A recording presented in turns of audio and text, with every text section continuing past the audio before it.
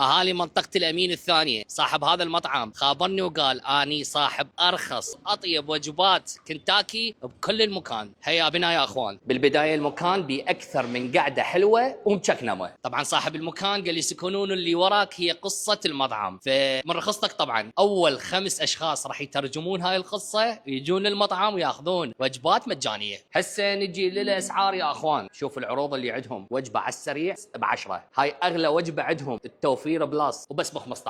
عادي نفوت للمطبخ. طبعا على لسان القائلين يقولون سكنون بكل وقت راح تلقون المطبخ بهاي النظافه والترتيب. شوفوا لي شلون يحفظون الاكل، ما شاء الله. النظافه بالمطبخ 10/10. المكان قعدته حلوه ومرتبه وتليق باهالي المنطقه. بالبدايه نزلت لنا وجبه التوفير، علوها مال 4 نفرات مو نفر واحد، اللي تتكون من بيتزا الخضار، عجينه البيتزا خفيفه وطيبه، ولفه فيليه كريسبي، والهوت دوغ وياها برجر الدجاج.